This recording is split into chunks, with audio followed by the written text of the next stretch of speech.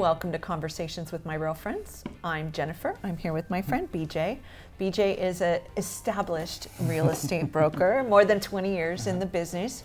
So if I got a young guy, right, or gal who's looking to follow in your footsteps, what are some of the tools that they should have in their toolbox? Yeah, I think the first thing to do is that, when I started Comfort, I feel like I had a lot of I don't want to say naysayers, but people who were maybe they were looking out for my best interest or whatever, but they had good intentions. They had good intentions, but it was more so I was being told about the liability and about broker. They call you a broker for a reason, right? Because you're not making any money or whatever it is. But I think that you kind of, if there's something that you want to do just in life, brokerage and real estate aside, but you just got to do it and pursue it. You just have to go after it, and it's worked out, and I don't have any regrets or qualms about making that decision.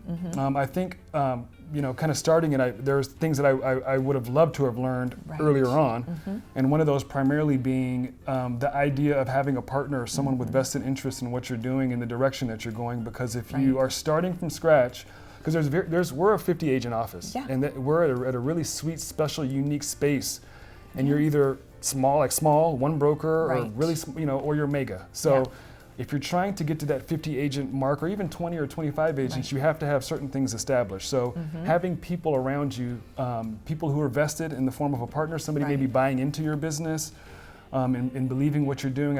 I wish that was something that I did earlier on, because I would have gotten to this point 20 years later. I would have gotten here much quicker. So that's the firm, strong piece of advice that I would give to any girl or guy who's looking to start their own brokerage. The scope of management's about 10 people. Right, so that's what one person can manage. So without a partner, without a layer of management, without a team, that's what you're going to be able to effectively manage. And Jennifer, we have a long way to go as a brokerage and an office, but that's the best asset that we have, is the people who make up our team, from management to our compliance to our social media person to I love my group, but I wish I would have found them sooner rather than later. Well, and look, there's a balance to this, because when you're starting, you're the chief cook and bottle washer, and you're doing everything, and the money's not there in most cases to just hire you got a 10-person management team.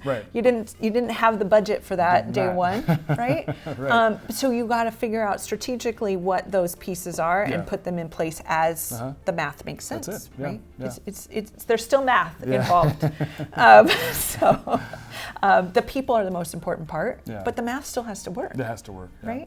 So if someone wants to learn more, I know you would be more than generous enough to give them some direct advice. I would love to. How do they reach out to you? They can reach me directly, phone 805-844-9440, or email bj@comfortres.com. Great. Thanks, BJ, for joining me. Thanks for having me, Jennifer. And thank you for joining us for this episode of Conversations with My Real Friends. We'll see you on an episode soon.